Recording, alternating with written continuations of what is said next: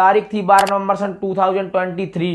भारत के उत्तराखंड राज्य के उत्तरकाशी जिले के सिलक्यारा गांव में चार धाम यात्रा परियोजना के तहत एक टनल का निर्माण हो रहा था जो 4.5 किलोमीटर लंबी थी और जो अचानक से 12 नवंबर सन 2023 को सुबह 5:30 बजे ढह जाती है, जिसमें 41 जिंदगियां अंदर फंसी रह जाती हैं। अमर उजाला की एक रिपोर्ट के अकॉर्डिंग मंत्रालय ने रिपोर्ट में बताया कि मिसर्स राष्ट्रीय and infrastructure Vikas Nigam limited company NHIDCL इस निर्माण को देख रही है। 1 मार्च सन 2018 में इस क्रियान्वयन के लिए 1383 करोड़ की स्वीकृति प्रदान की गई। कहा गया है कि इस सुरंग के निर्माण से चार धाम तीर्थ यात्रियों को अत्यधिक लाभ होगा। यह सुरंग हर मौसम में कनेक्टिविटी प्रदान करेगी। यह राष्ट्रीय राजमार्ग 134 धरासू बड़कोट यमुनोत्री रोड की 25 किलोमीटर की दूरी को महज 5 किलोमीटर में कन्वर्ट कर देगी और 50 मिनट लगने वाला समय अब सिर्फ यह 5 मिनट रह जाएगा। इससे चार धाम तीर्थ यात्रियों का बहुत ज्यादा समय बच जाएगा और हिमस्खलन जैसी समस्याओं से भी ये बच जाएंगे। परियोजना का क्रियान्वयन 9 जुलाई सन 2018 को शुरू हुआ और इसको पूरा करने के लिए 22 जुलाई सन 2022 का लक्ष्य रखा गया। इस डेट तक यह परियोजना पूरी हो जाएगी।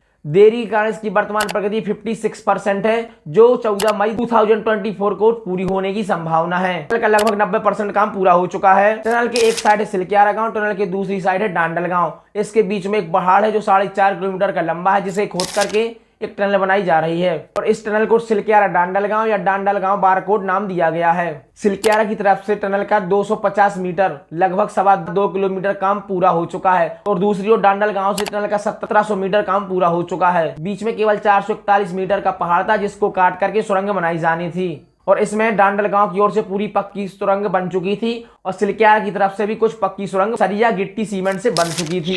In India, because in the past few minutes, the first of the 41 construction workers trapped in a collapsed tunnel. Inside an under construction tunnel in India for more than 2 weeks. Tunnel, and after 17 days, each one of them brought out safe and alive.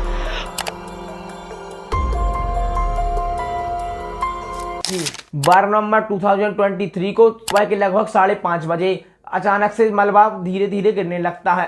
दोस्तों tunnel में 3 shift में काम होता है जो 8-8 घंटे की होती है और जो ये शिफ्ट थी ये नाइट की शिफ्ट थी। जो मजदूर थे अपना काम पूरा करके सुबह लौट रहे थे। ज्यादातर मजदूर बाहर निकल चुके थे और जो मजदूर रह गए थे वो निकलने ही वाले थे। तभी सिलक्यारा की तरफ से लगभग टनल के 210 मीटर अंदर अचानक से मलबा गिरने लगता है और मलबा इतने ज्यादा गिरता है कि 50 से 60 मीटर सुरंग मलबे में पूरी भर जाती है। तक मजदूर को सोचते दोनों तरफ से रास्ता बंद हो चुका था क्योंकि डांडल गांव से 500 मीटर का पहाड़ खोदना बाकी था और सामने से 50 से 60 मीटर का मलबा उनके सामने आ चुका था। अब बीच में सिर्फ इनके पास 1 किलोमीटर का स्पेस बचता है जिसमें यह सिर्फ चल सकते हैं, टहल सकते हैं, सांस ले सकते हैं। इनके पास लाइट थी, पीने के लिए थोड़ा बहुत पानी था और बाकी कुछ नहीं था। जैसे ही यह खबर कंपनी वालों को पता चलती है और यह खबर राज्य सरकार और केंद्र सरकार तक पहुंच जाती है। इमरजेंसी मीटिंग बुलाई जाती है। सबसे पहले इनके सामने है टास्क था यह पता करना है कि मजदूर जिंदा हैं या उस मलबे में दब गए। तो इसको जानने से पहले सबसे पहले आपको यह जानना जरूरी है कि टनल कितने प्रकार की होती है और ये जो टनल थी यह कौन सी टनल थी। आपको बता दूं कि टनल के मुख्य 3 प्रकार होते हैं। होती है कट एंड कवर। फ्रेंड्स, इस टनल का निर्माण उथली जगहों पर किया जाता है और इसको ढक दिया जाता है। दूसरी होती है दोस्तों जब किसी हम पहाड़ को खोदते हैं और उसमें से हम सुरंग बनाते हैं। तीसरी होती है फ्रेंड्स जो पानी के अंदर होती है, उसमें पाइप डाल दिए जाते हैं और उनमें से सुरंग बनाई जाती है। तो फ्रेंड्स ये थी दूसरी वाली, क्योंकि ये पहाड़ खोद करके बनाई जा रही सुरंग थी। तो अब इमरजेंसी मीटिंग बुलाई जाती है और यह खबर राज्य सरकार से सीधे केंद्र सरकार तक और धीरे धीरे पूरे भारत में और पूरे विश्व में फैल जाती है। अब सबसे पहला टास्क यह था कि हमें पता कैसे करें कि मजदूर जिंदा हैं या मलबे में दब गए। उसके लिए फ्रेंड्स आपको इसके देखना पड़ेगा। फ्रेंड्स ये है 4.5 किलोमीटर लंबी टनल। एक साइड है डांडल गांव का मुहाना और दूसरी साइड है सिलक्यारा का मुहाना। सिलक्यारा की तरफ से लगभग 2.25 मीटर टनल खुद चुकी है और कुछ पक्की भी बन चुकी है और डांडल गांव की तरफ से 1700 मीटर टनल खुद करके पक्की बन चुकी है। बीच में है यहाँ पर 500 मीटर का पहाड़ और दूसरी तरफ है फ्रेंड्स 60 से 70 मीटर का मलबा। इसके बीच में 41 मजदूर यहाँ पर फंसे हुए हैं। अधिकारियों को यह पता लगाना जरूरी था कि आखिर मजदूर हैं कहाँ। ये फ्रेंड्स सबसे पहले तो सोचते हैं कि मलबे को हटाया जाए, तो जेसीबी मशीन बुलाई जाती है और मलबे को हटाया जाता है। जैसे ही मलबे को हटाया जाता है और मलबा तेजी से गिरने लगता है तो इसको रोक दिया जाता है। अब सामने आता है कि ऊपर से ड्रिलिंग करके मजदूरों तक पहुंचा जाए। तो पहाड़ के ऊपर से वर्चुअली ड्रिलिंग की जाती है। 6 इंच मोटा पाइप यहां से नीचे डाला जाता है और फाइनली मजदूरों तक पहुंचा जाता है। इस पाइप से कैमरा डाला जाता है, देखा जाए कि मजदूर जिंदा है। पाइप से कैमरा डाला जाता है तो मजदूर इसके सामने आते हैं। तो यह खुशखबरी थी कि मजदूर अभी भी जिंदा हैं और ये सही सुरक्षित हैं। पाइप के थ्रू वॉकी टॉकी इनको दिया जाता है, उनसे बात की जाती है। सभी को बारी बारी से कैमरे के सामने बुला करके स्क्रीन में दिखाया जाता है और उनके परिवार वाले देख लेते हैं कि हमारा भाई, हमारा पति जिंदा है। इसी पाइप के थ्रू इन्हें खाने के लिए खिचड़ी के पैकेट भेजे जाते हैं, पतले पतले ऑक्सीजन के सिलेंडर भेजे जाते हैं। अब थोड़ी राहत मिल चुकी थी क्योंकि मजदूरों से बात होने लगी थी। इन्हें खाने के लिए भी भोजन सामग्री पर्याप्त भेज चुके थे और ऑक्सीजन सिलेंडर भी भेज चुके थे और वॉकी टॉकी के थ्रू बात भी होने लगी थी। अब सबसे बड़ा टास्क यह था कि मजदूरों को बाहर कैसे निकाला जाए। एक तरफ 450 मीटर का पहाड़ है, दूसरी तरफ 50 से 60 मीटर का मलबा है जो कि हटाने पर ऊपर से और तेजी से मलबा गिर रहा है। तो उसके लिए फ्रेंड्स एक मीटिंग होती है, उसमें डिसाइड होता है कि हम मलबे के बीच में से एक पाइप डालेंगे जिससे मजदूर हमारे बाहर निकलेंगे, सुरंग बनाई जाएगी। तो अमेरिका से एक ऑगर मशीन बुलाई जाती है जो बहुत बड़ी थी और ये ऑगर मशीन सुरंग के अंदर नहीं जा रही थी, सुरंग के बाहर ही खड़ी होकर के अपना काम कर रही थी। ऑगर मशीन फ्रेंड्स एक ड्रिल मशीन की तरह ही है और इस ऑगर मशीन के थ्रू लगभग 800 मिलीमीटर मतलब 3 फुट से भी छोटा पाइप इस मलबे के अंदर से डाला जाता है, जिसमें से एक आदमी मुश्किल से लेट के निकल पाएगा। यह कहना जितना सरल है फ्रेंड्स, करना उतना ही कठिन है, क्योंकि जब यह काम शुरू किया जाता है तो इसमें बहुत सारी दिक्कतें आती हैं। और फ्रेंड्स बिना किसी समस्या के 45 मीटर तक यह पाइप चला जाता है।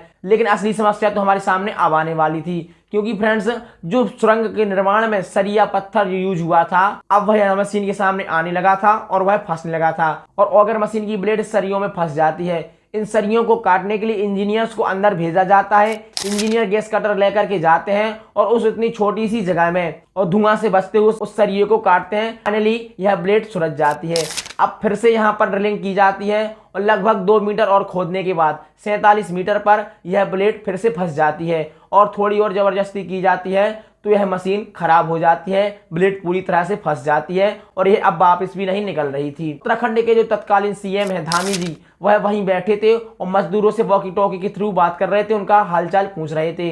तो अधिकारी कहाँ शांत रहने वाले थे। इन्होंने एक और योजना बनाई कि ऊपर से वर्चुअल ड्रिलिंग की जाए और पाइप के थ्रू मजदूरों को ऊपर निकाला जाए। लेकिन इसके लिए बहुत टाइम लगने वाला था और बहुत ज्यादा गहराई ड्रिलिंग भी होने वाली थी। लेकिन तब तक एक अच्छी खबर आती है कि ऑगर मशीन की ब्लेड है वह बाहर निकल चुकी है।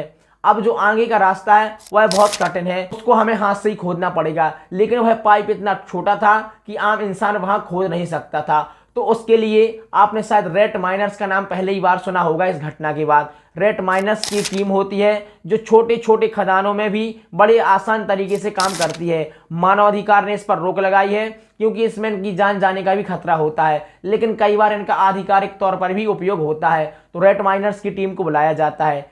6 रेट माइनर्स बारी बारी से इस पाइप के अंदर जाते हैं, इसी जुगाड़ फावड़े और छेनी से वहां खुदाई करते हैं, छोटे छोटे तसलों में मलबा निकाल करके बाहर लाते हैं। और जब एक रेट माइनर्स थक जाता है तो दूसरा रेट माइनर्स वहां खोदने के लिए जाता है। अब आप सोचिए कि इतने दिन बीत चुके हैं, आखिर उन मजदूरों के दिमाग में क्या क्या भावनाएं चल रही होंगी, वो क्या सोच रहे होंगे, उनके दिमाग में क्या चल रहा होगा कि हम बच पाएंगे कि नहीं बच पाएंगे। और ये रेट माइनर्स हैं या भगवान का रूप होते हैं, कहते हैं ना जा को राखे साइया मार सके ना खोए। और फाइनली 17 दिन बाद 29 नवंबर सन 2023 को रेट माइनर्स उस 12 मीटर जगह को भी खोद देते हैं और मजदूरों तक फाइनली पहुंच जाते हैं। मजदूर सही सलामत थे, सुरक्षित थे। 41 के 41 मजदूरों को बाहर निकाला जाता है और बाहर निकालते ही सीएम धामी जी इनका स्वागत करते हैं, अभिनंदन करते हैं, माला अर्पण की जाती है और फौरन एम्बुलेंस में बैठा करके हॉस्पिटल के लिए रवाना किया जाता है कि इनमें कोई बीमारी तो नहीं आ गई, कोई बीमार तो नहीं है, तकलीफ तो नहीं है। और देश के तत्कालीन प्रधानमंत्री माननीय श्री नरेंद्र मोदी जी दूसरे दिन सभी मजदूरों से बात करते हैं, उनका हालचाल पूछते हैं कि आपको वहां कैसा लगा। लेकिन फ्रेंड्स अभी भी सवाल यह उठता है कि आखिर इस घटना का असली जिम्मेदार कौन है। क्या सरकार है या फिर वो कंपनी है जो परियोजना को देख रही है। क्या वहां पर सुरंग बनाने से पहले जो परीक्षण होता है उस जगह का नहीं हुआ था, या फिर इसमें ब्लास्टिंग की जा रही थी सुरंग बनाने में जो कि गैर कानूनी है, उससे इस पहाड़ की जो मिट्टी है वो खिसक गई। अगर यही सवाल हम सरकार से पूछते हैं तो सरकार कहती है कि अभी हम इसके बारे में कोई जवाब नहीं दे सकते क्योंकि अभी हम बचाव के कार्य में लगे हुए हैं। अच्छी बात है, बचाव का कार्य करना सरकार का प्रथम कार्य है, लेकिन आखिर इस हादसे का जिम्मेदार कौन है, क्यों सभी लोग मौन हैं। आखिर कुछ तो गलती रही होगी जिससे है हादसा हुआ। छोटी छोटी गलतियों से ही अक्सर बड़े हादसे होते हैं। हिमालय पर्वतमाला एक बनती हुई पर्वतमाला है। और हिमालय पर्वत करोड़ों वर्ष पुराना है, जो दुनिया का सबसे उम्रदराज पहाड़ है। इसकी जो नीचे की प्लेट्स होती हैं वो एक दूसरे से टकराती हैं और इसलिए उत्तरकाशी उत्तराखंड साइड में ज्यादा भूस्खलन होता है। जियोलॉजिकल सर्वे ऑफ इंडिया के फार्मर पीसी नवाबी कहते हैं कि यूरोप या अन्य महाद्वीपों में टनल बनाना भारत के मुकाबले बहुत ही आसान है और यहाँ पर बहुत लंबी लंबी टनलें भी बनाई जाती हैं। भारत के हिमालय और पूर्वोत्तर में टनल बनाने के लिए अभी भारत के लिए और टेक्नोलॉजी विकसित करने की बहुत जरूरत है, जो कि अभी भारत के पास फिलहाल में नहीं है। जब ऐसी घटनाएं घटती हैं तो सवाल यही उठता है कि क्या साइंटिस्ट ने टनल को बनाने की परमिशन दी थी, क्या इसका जियोलॉजिकल सर्वे हुआ था? अगर जियोलॉजिकल सर्वे हुआ था और साइंटिस्ट ने इसको बनाने की परमिशन दी थी तो आखिर यह घटना कैसे घटी? और अगर साइंटिस्ट ने इसको बनाने की परमिशन नहीं दी थी तो वहां पर टनल का निर्माण क्यों हुआ?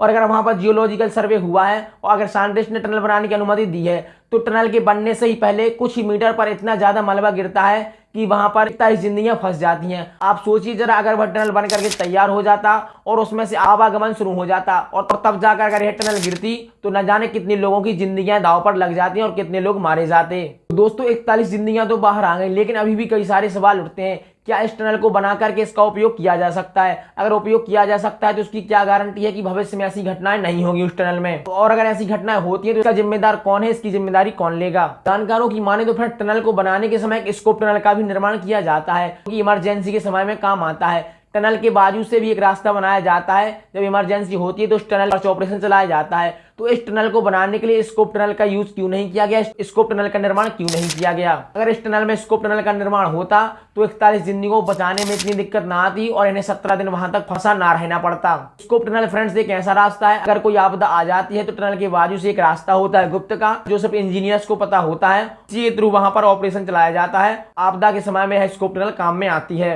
आखिर सवाल यही उठता है कि इस टनल में स्कोप टनल का निर्माण क्यों नहीं किया गया? अभी भी हमारे माइंड में क्वेश्चन है कि आखिर इस हादसे का जिम्मेदार कौन है, सरकार या फिर जो टनल बना रही है वह कंपनी? जो कंपनी है टनल बना रही है उसका थोड़ा इतिहास भी जान लेते हैं।